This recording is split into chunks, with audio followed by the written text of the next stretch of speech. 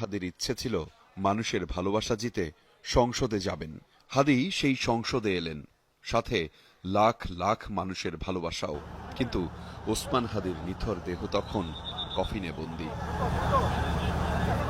জাতীয় সংসদ ভবনে শরীফ ওসমান হাদির জানাজায় অংশ নিতে আসে লাখ লাখ জনতা। জাতীয় সংসদ ভবন থেকে শুরু, রাজধানীসহ দেশের বিভিন্ন প্রান্ত থেকে উপস্থিত ছাত্র জনতার ঢল গিয়ে উপচে পড়ে মানিক মিয়া এভিনিউ, খামারবাড়ি, আসাদ গেট এলাকা পর্যন্ত। স্লোগানে স্লোগানে প্রকম্পিত হতে থাকে, আমরা সবাই হাদি হব, যুগে যুগে লড়ে যাব, হাদি ভাইয়ের রক্ত বৃথা যেতে দেব না।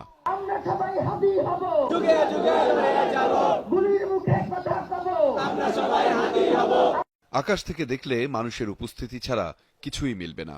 সাধারণের এমন উপস্থিতি স্মরণকালে কি দেখা গেছে?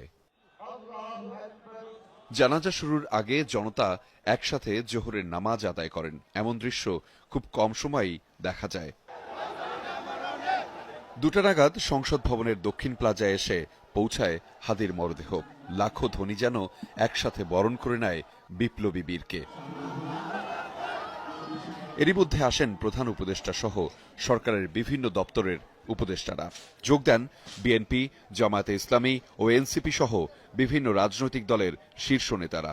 চোখের পানি ধরে রাখতে পারেননি অনেকেই। হত্যাকারীদের ব্যাপারে রাষ্ট্রকে সর্বোচ্চ এফোর্ট নিতে হবে।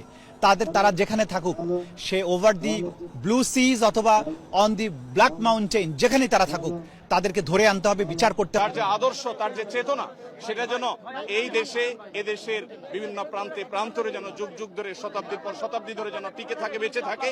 যারা নির্বাচনকে বাধাগ্রস্ত করতে চায়, এদেশের গণতান্ত্রিক উত্তরণকে যারা বাধাগ্রস্ত করতে চায়, তাদেরকে আমরা সমুচিত জবাব দেব গণতান্ত্রিক উত্তরণের প্রক্রিয়াকে সহজতর করে। তাহলেই শহীদ ওসমান হাদির রক্তদানকে, আত্মত্যাগকে আমরা সম্মান জানাতে পারব। শুরু হয় জানাজা। শৃঙ্খল নিশ্চুপ আবহে হাদির বড় ভাই জানাজার নামাজ পড়ান। অশ্রুসজল চোখে আল্লাহর দরবারে উপস্থিত জনতার ফরিয়াদ।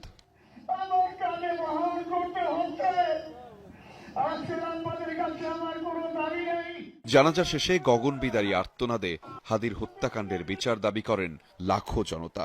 জানাজা শেষে শেষ ঠিকানার পথে রওনা করেন হাদি, সাথে সঙ্গী লাখো জনতা। বিদায় নয়, শরীফ ওসমান হাদি, আপনি থাকবেন মানুষের ভালোবাসায়, হৃদয়ে। আহমেদ রেজা, যমুনা নিউজ, ঢাকা।